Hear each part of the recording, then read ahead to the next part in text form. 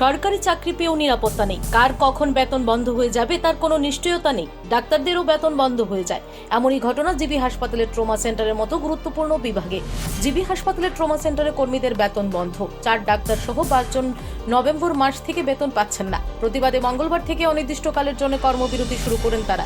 এই অবস্থায় চরম বিপাকে পড়েছেন রোগীরা। দাবি উঠেছে দ্রুত সমস্যা সমাধানের। বেতন বঞ্চিত ডাক্তার সহ কর্মীদের দাবি 4 মাস ধরে বেতন পাচ্ছেন না তারা। কর্তৃপক্ষকে জানিয়েও কিছু হচ্ছে না। তাদের নাকি একটাই বক্তব্য, ফান্ড আসছে না। এই অবস্থায় মারাত্মক আর্থিক সংকটে পড়েছেন ট্রমা বিভাগে কর্মরত 22 জন কর্মী এবং আধিকারিক। তাই বাধ্য হয়ে তারা অনির্দিষ্টকালের জন্য কর্মবিরতি শুরু করেন। এই অবস্থায় মহাবিপাকে পড়েছেন রোগী সহ তাদের আত্মীয় পরিজনেরা। ট্রমা সেন্টারের মতো বিভাগে কর্মী এবং আধিকারিকরা 4 মাস ধরে বেতন পাচ্ছেন না, যা ভাবতেও অবাক করার মতো। দাবি উঠছে দ্রুত যেন এই সমস্যার সমাধান করা হয়।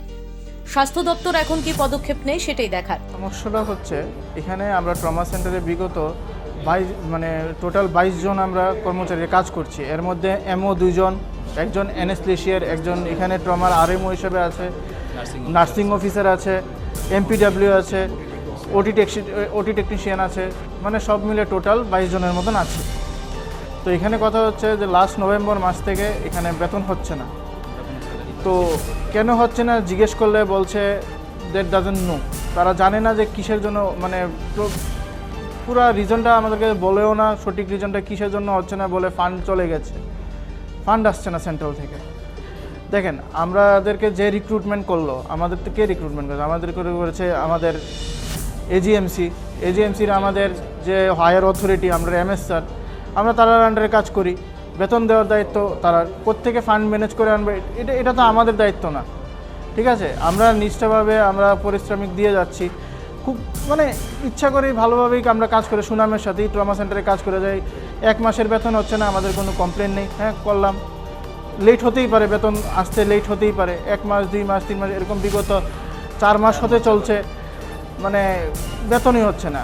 আজকে আবার আমরা এটা নিয়ে ফাইনালি বসতে গেলাম আমাদের এমএস স্যার, আমরা সুপিরিয়রের সাথে।